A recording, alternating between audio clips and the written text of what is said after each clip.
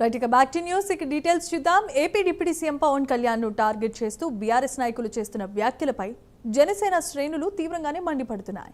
పవన్ కళ్యాణ్ పై మాజీ మంత్రి జగదీష్ రెడ్డి చేసిన విమర్శలకు జనసేన తెలంగాణ రాష్ట్ర ఇన్ఛార్జ్ నేమూరి శంకర్ గౌడ్ గట్టి కౌంటర్ ఇచ్చారు. అధికారం కోల్పోయిన బీఆర్ఎస్ నాయకులకు మతి భ్రమించి మాట్లాడుతున్నారన్నారు శంకర్ గౌడ్. రాజకీయ విధి విధానాలపై మాట్లాడే తప్ప పవన్ కళ్యాణ్ పై వ్యక్తిగత విమర్శలు చేస్తే జన సైనికులు చూస్తూ ఊరుకోరని హెచ్చరించారు. పవన్ కళ్యాణ్ గారి గురించి ఒక ఐటమ్ సాంగ్ లాగా మాట్లాడడం జరిగింది. జగదీశ్వర్ రెడ్డి గారు, మీకు రాజ్యాంగం తెలుసో లేదో ఒకసారి తెలుసుకోండి. రాజ్యాంగం కల్పించిన హక్కు మాది. నేషనల్ పార్టీగా 2 ఎంపీలు, ఒక రాజ్యసభ, 21 మంది ఎమ్మెల్యేలు, 2 ఎమ్మెల్సీలు, అదేవిధంగా కొన్ని వేల మంది నామినేటెడ్ పోస్టులు ఉన్నవాళ్ళు ఉన్నారు.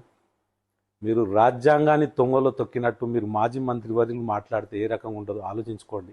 ఎందుకంటే ఈరోజు కడుపు కూటి కోసం యావత్తు తెలంగాణ తిరగబడే తరుణంలో మీరు ఈ రకంగా మాట్లాడడం చాలా బాధాకరం.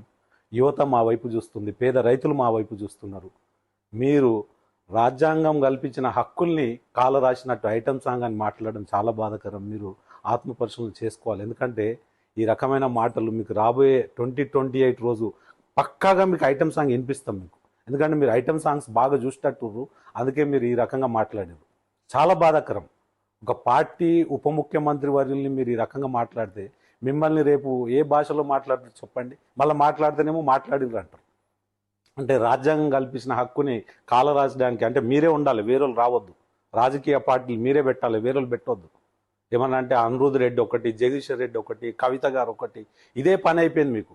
అంటే పవన్ కళ్యాణ్ గారు అంటే మీరు భయపడుతున్నారు. ఎందుకంటే సమాజంలో అందరికి న్యాయం దక్కుతుంది, అందరూ రాజకీయంగా ఎదుగుతారని ఓర్వలేక మీరు ఈ మాటలు మాట్లాడుతారు.